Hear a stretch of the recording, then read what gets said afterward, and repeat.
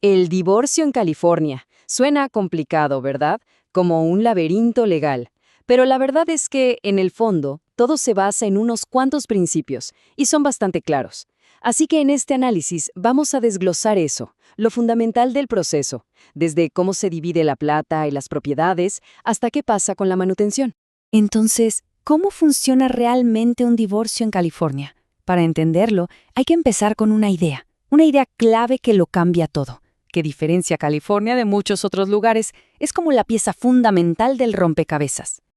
Y este principio, créanme, simplifica muchísimo el porqué legal de un divorcio. O sea, olvídense de las escenas de película, donde hay que encontrar a un culpable, ¿no? Demostrar quién tuvo la culpa de que el matrimonio se terminara. El sistema de California no va por ahí. Exacto, justamente eso. California es lo que se llama un estado sin culpa, y todo se resume en un concepto clave: diferencias irreconciliables. ¿Qué significa esto? Pues simplemente que la pareja ya no quiere seguir casada. Punto. No hace falta un juicio larguísimo para probar que alguien hizo algo malo. Con que ya no quieran continuar, es suficiente. Ok, entonces, una vez que empieza el proceso, llega una de las primeras grandes preguntas, la del millón.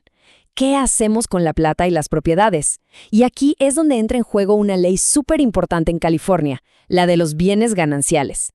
El término que hay que tener en la cabeza es bienes gananciales, o como se dice en inglés, community property. A ver, ¿qué es esto? Es básicamente todo lo que una pareja juntó desde el día que se casaron hasta la fecha oficial en que se separaron. Piénsenlo, los sueldos, la casa que compraron, las inversiones, todo lo que construyeron juntos. Y la regla por defecto para dividir todo esto es increíblemente simple. 50 a 50. Así de claro. La mitad para una parte, la mitad para la otra. Es una división directa, equitativa, de todo lo que se hizo en conjunto.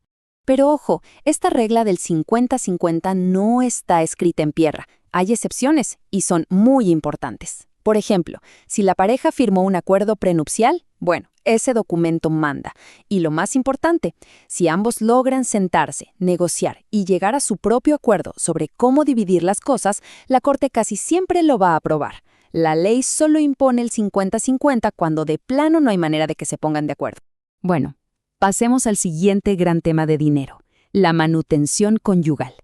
A veces se le llama pensión alimenticia o spousal support. Y aquí ya no estamos hablando de dividir lo que ya se tiene, ¿eh? No, esto es sobre dar un apoyo financiero para el futuro. Y es súper importante entender que hay dos tipos. Primero está la manutención temporal. Piensen en ella como una ayuda de emergencia, ¿no? Al principio del caso. Se calcula con una fórmula bastante estándar, con un programa que se llama Disomaster, y es para cubrir las necesidades más inmediatas. Y luego, por otro lado, está la manutención a largo plazo. Esta se decide ya al final del divorcio, y ahí sí se miran un montón de factores, como el nivel de vida que se tenía durante el matrimonio, por ejemplo. Y aquí, la duración del matrimonio lo es todo. Es el factor decisivo. Miren, para matrimonios que duraron menos de 10 años, la regla general es que la manutención dura más o menos la mitad del tiempo que duró el matrimonio. Pero, si el matrimonio duró más de 10 años, se considera de largo plazo. Y ahí la cosa cambia. La Corte muchas veces no pone una fecha de fin, lo que significa que la manutención podría seguir indefinidamente. A ver, esta es una pregunta súper interesante. ¿Qué pasa si una de las personas podría estar ganando más dinero? O si, no sé, decide dejar un trabajo muy bien pagado o simplemente no está trabajando a su máximo potencial. ¿Eso afecta la manutención? Y la respuesta es un sí rotundo. Y el proceso para ver esto se llama evaluación vocacional. Este proceso es fascinante de verdad. Primero, una de las partes pide la evaluación. Luego, viene un experto y analiza las habilidades, la experiencia de la otra persona y cómo está el mercado laboral para determinar su capacidad real de generar ingresos. Ojo, no se basa en el sueldo de ahora, sino en lo que esa persona podría estar ganando. Y al final, y esto es lo más fuerte, el juez puede imputar ese ingreso. O sea, puede basar la orden de manutención en esa cifra potencial, no en lo que la persona dice que gana en realidad. Y esta cita lo resume perfecto. Si una persona tiene un potencial de ingresos alto, pero decide, no sé, tomarse un año sabático, un juez puede básicamente decir, entendido, pero para los cálculos de la manutención vamos a usar el ingreso que usted es capaz de generar. Y esto juega para los dos lados, ya sea para que se reciba más manutención o para que se pague menos. Muy bien, ya cubrimos cómo se dividen los bienes y qué onda con la manutención. Pero, ¿cómo se llega al final de todo el proceso? ¿Cuánto tarda? ¿Y cuáles son los caminos para, ahora sí, finalizar el divorcio? Lo primerito que hay que saber es que en California hay un periodo de espera obligatorio de 6 meses. Empieza a contar desde que se notifica la petición.